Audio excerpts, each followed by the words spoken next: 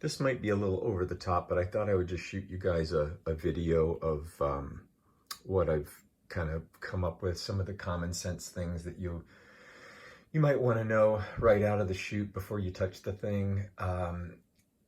Starting with signal flow, basically you've got 16 ins and 8 outs out of the back of the console. The 16 in, 8 out stage boxes will be reflected in the setup that the stuff that you're gonna see here after they're connected. They're not now. Right now, the only I/O is the 16 in, 8 out back panel and the 2 stereo ends, which I've set up here. So real quickly, you got stereo ends on or off. By the way, on and off basically is mute or not mute for an individual channel. You can bank the stereo ends obviously can be turned off, and I've set them up to be DVD and iPhone, I think is what Nathan asked for. The first 6 buttons up here are scenes that you can save for yourself. I've named and saved a couple of things, one for myself as a working, the one I'm working for is scene A06, and it's called DP working scene. So you've got mute and input and effects. Those are master mutes. That's like you're killing the effects or you're killing the board. At least I think so for right now. These 2 effects strips are editable. So if you press edit, if you turn it on and you press edit, you get the parameters of the effect that you're looking at here. Whether the first effect is set for a reverb, the second effect is set for a delay. We'll use the reverb. I'm not sure how much of the delay we'll use all the time, but the cool thing about the delay is that you've got a tap tempo here, so you can actually tap the rhythm of the song, whatever it is, and the delay will kind of, support and kick with the song. So again, those buttons, that's about it there. The areas that you're going to be working in most of the time are going to be here. This is going to be your visual lifeblood, and then seeing what's going on the rest of the console. I'll try to give you a real quick overview here. When you press the home button, that takes you to this view, basically.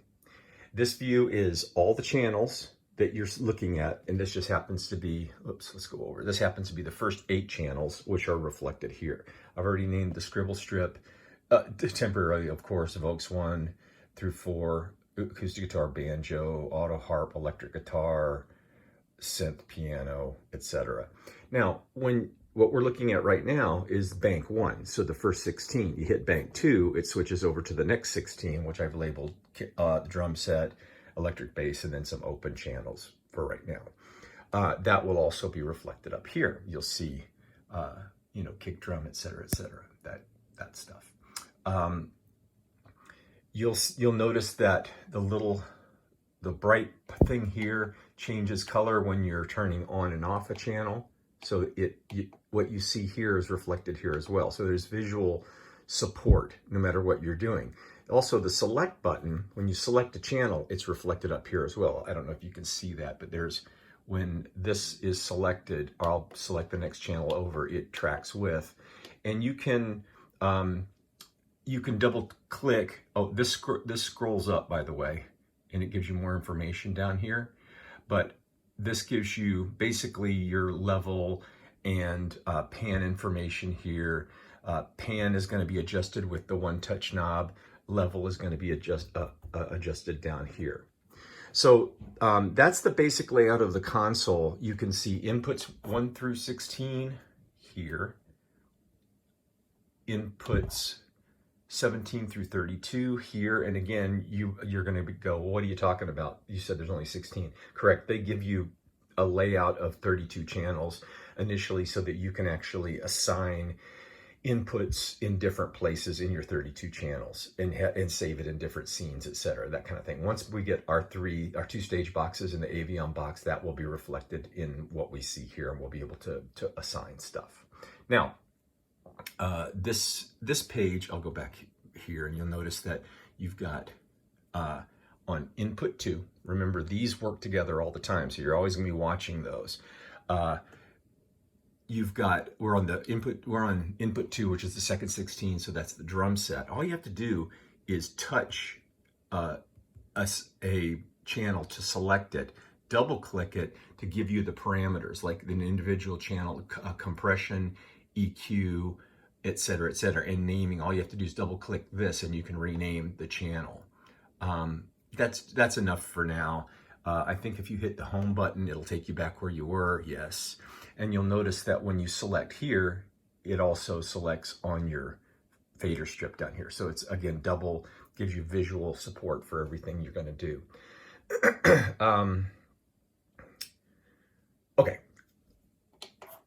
let's go back. Oh, these are the stereo ends. I just wanted to see you can name those, and name your reverb and delay. And this is your stereo out. And on your stereo out, which is at this point in time, the stereo out is set to channels 15 and 16. The Omni out's 15 and 16 out the back, which I'll show you what that's about. But on your master out, you also have EQ, compression, and blah, blah, blah, okay? Let's go to the settings section. This little button up here is very helpful because it allows you to assign mute groups. I'll show you that real quickly. A little kludgy to get to, but it works. So you touch mute groups, and I've already set up some. That's a vocal mute group, and you can see the channels are selected. And to mute the group, all you do is just touch that, and you'll notice that they'll start blinking. So if I touch mute group on and off, I mean, you get those kinds of actions. You get either mutes or not. This little window here, you can actually, select another mute group. So I've got a drum mute group. If you look over here, if I touch the drum mute group, they start flashing on and off, etc. Make sense? The first two mute groups are the entire board's inputs and the effects, and those are locked presently, and I'm going to leave them like that for now. It just seems to be a good way to do it. So if I go back to this is, again, we're on the settings page. That was mute groups. You also have these buttons are user defined, and right now I think they're set for like an EQ, compression, and gate setting. For if you're on a channel, for instance, like this, I think you can go.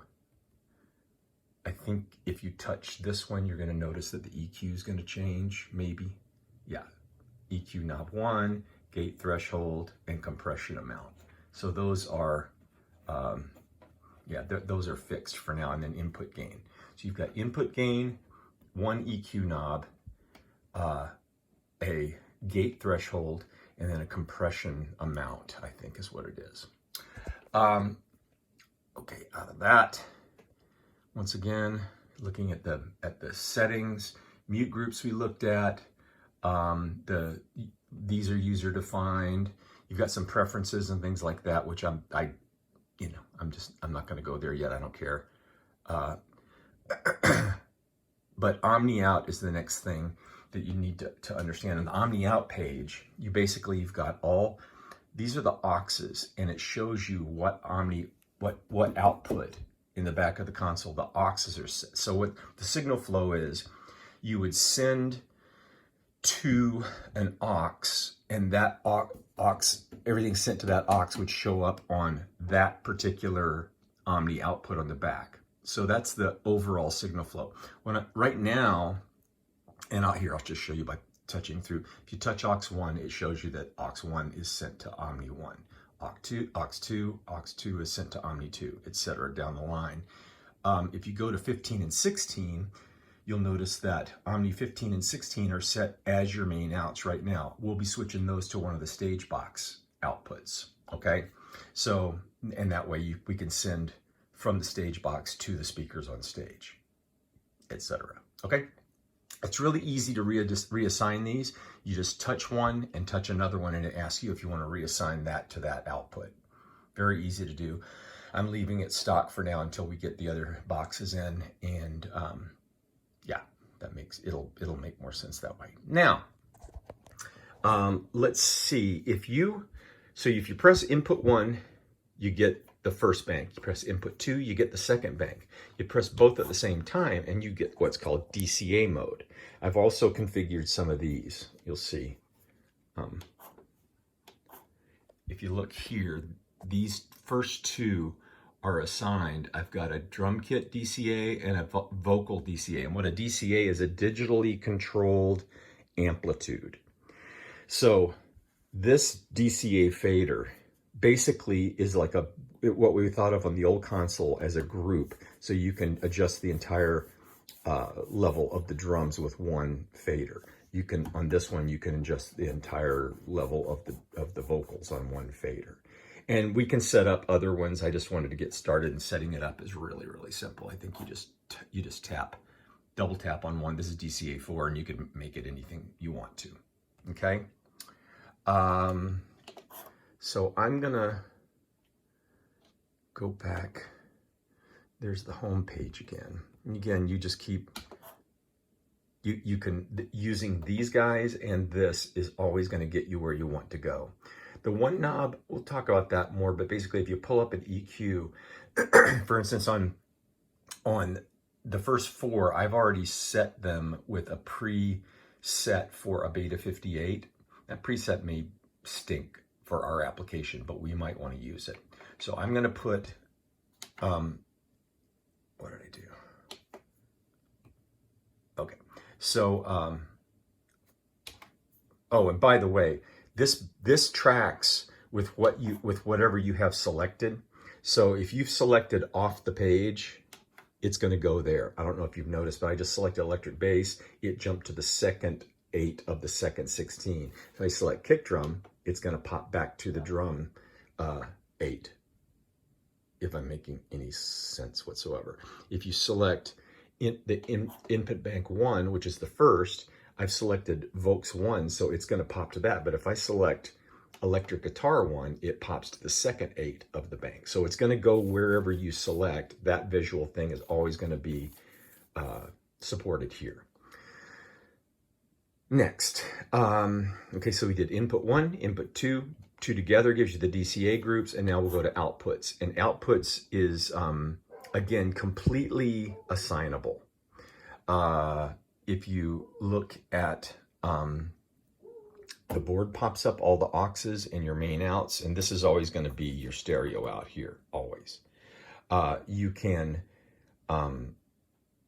side note, I didn't mention the Q buttons, but the Q buttons are basically solo. The solo goes to the monitor, I believe, and to your headphones. So if you hit Q, you're going to get an individual channel in your headphones, which is very helpful. So the cool thing about this page, again, this is the output page, is notice at the top it says send from.